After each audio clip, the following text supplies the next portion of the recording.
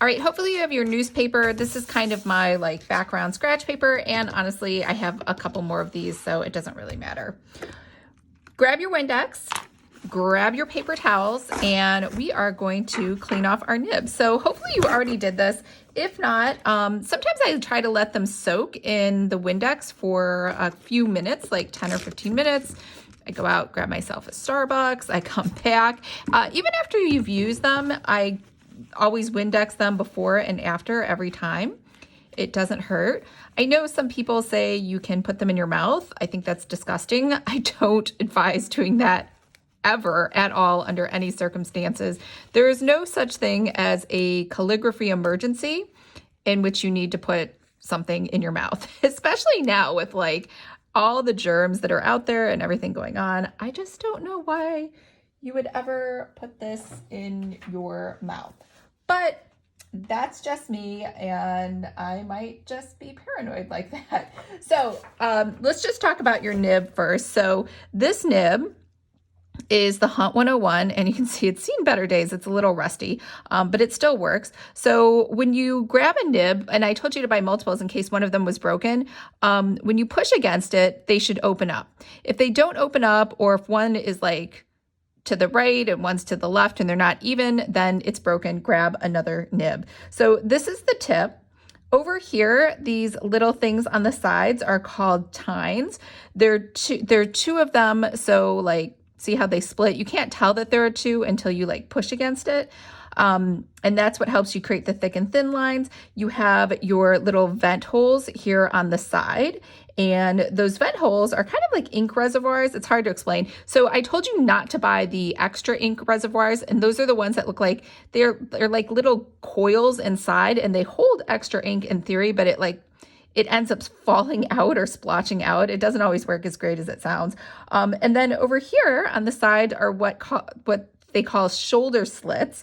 And that's just to help give it some flexibility as you're pushing on it, because you're doing a lot of pressure on these nibs.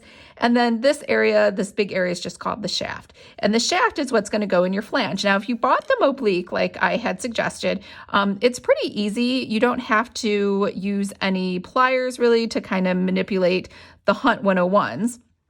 But you're going to kind of line it up so that when it goes in, the point of the nib is lined up with the center of your pen holder.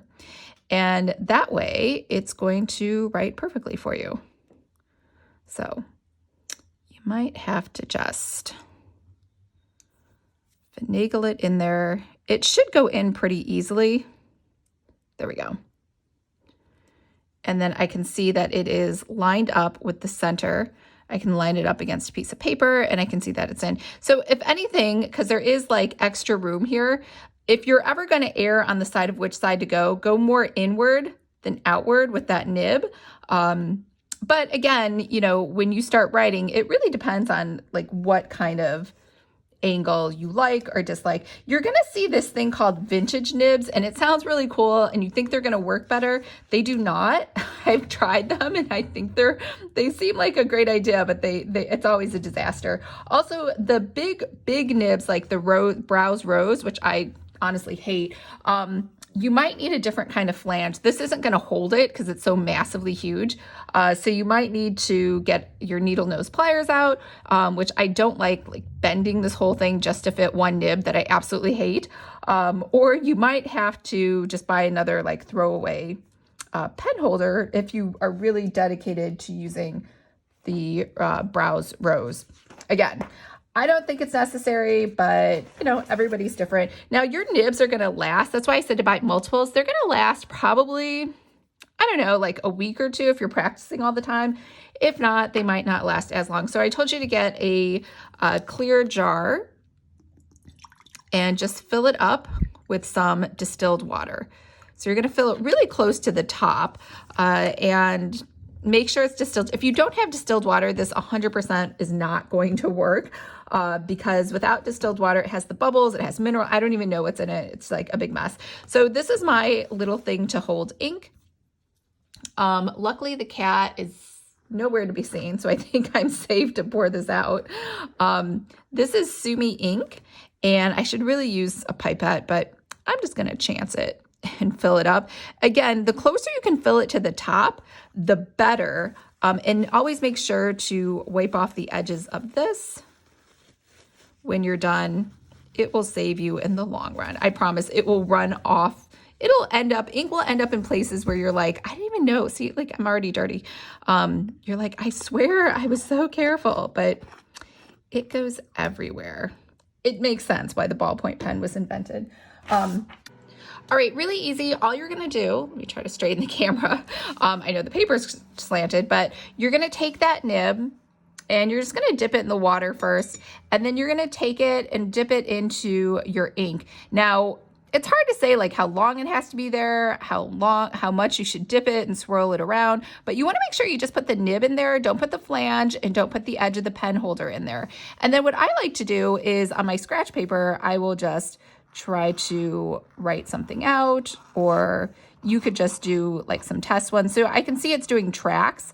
That means it's run out of ink and I don't have enough ink. So I'm gonna try to do some water. That kind of dilutes it and like brings it back to life. But here on your grid sheet, you have power strokes here. So you have light strokes and then you have thick strokes. Don't worry about the baseline right now. I just wanted you to get used to those words. You can put this on any line you want. And remember, slow and steady is what you want to do. If you feel like you want to do it closer, or if you want to trace it, you can do it over here too. So the general rule with calligraphy is the upstroke is light, the downstroke is heavy. So up is light, down is heavy, up is light. So sometimes what you can do, I've heard people say you could inhale, exhale during that. My teacher actually told me to do that. I'm not into like that touchy-feely stuff, but I could see how it could help. Obviously I'm talking, so I'm not doing that. But you want to try to go and make these as uniform as possible. You can also go back over where you've been. So heavy on the way down, light on the way up. And then over here with the O form, you're just going to start at the top, kind of to the top right, and you're going to push down heavy on the way down, light on the way up. So heavy on the way down, light on the way up. And again, this is really all just practice. So that's why I really don't think you should do any tracing, because I think it will help you more if you don't. Oh, okay, so maybe we should use the actual line guides that I put in here for the J. So the J is a descender stroke. Well, it looks like a J, but it's a descender stroke, and it starts at the header line, and then it goes down past the first descender just a little bit, and then it comes back up. Oops. It comes back up. See how easy it is to get ink everywhere? And then goes to the baseline.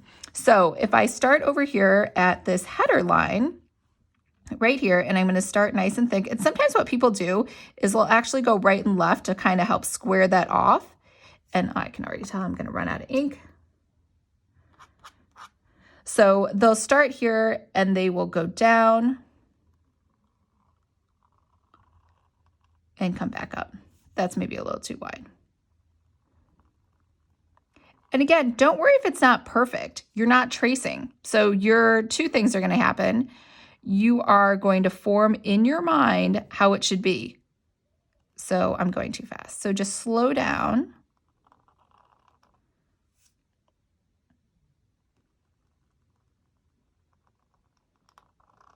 And right as you're getting towards the end, you're going to lift the pressure up a little.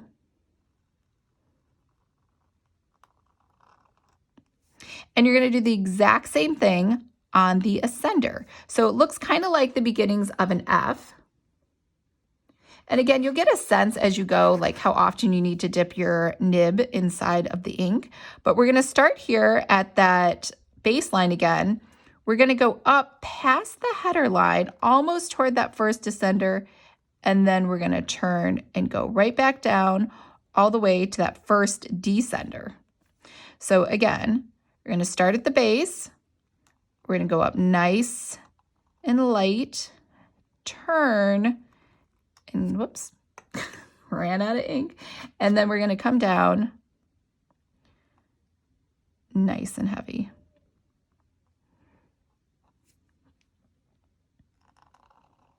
So all you're going to do is, well, that was awful, but you're just going to keep practicing these all over again, over and over and over again. That's why I was saying some people are so worried about getting the strokes correctly, you'll only learn one stroke for one day. Then the next day you'll learn the U, then you'll learn the N. So I think you're fine. Just keep practicing light strokes, whoops, heavy strokes, light strokes, heavy strokes. And you can do that same thing where you inhale as you go up and exhale as you come down. Over here too, I almost forgot, this is the lead stroke. So like for that F, eventually we'll do that lead in and then we'll come down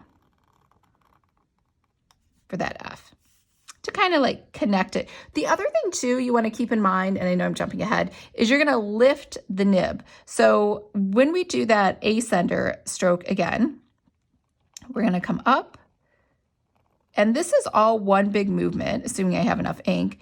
And then this lead-in stroke, it is going to go ahead and it's going to go ahead and like actually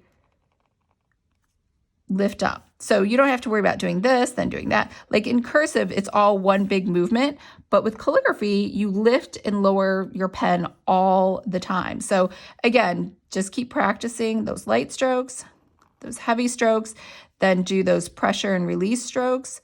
So go down right when you're about towards the end, lighten up, curl back up. Same thing over here, light on the way up, exhale, push down, and then combine them together, light on the way up, exhale, push down, light on the way up. And I promise eventually you'll just get them. So these are pretty easy. And then after, I don't know, after a few weeks or months or days or whatever of practicing this, then you should be like an expert and have these memorized. So tomorrow I will see you for the lowercase alphabet.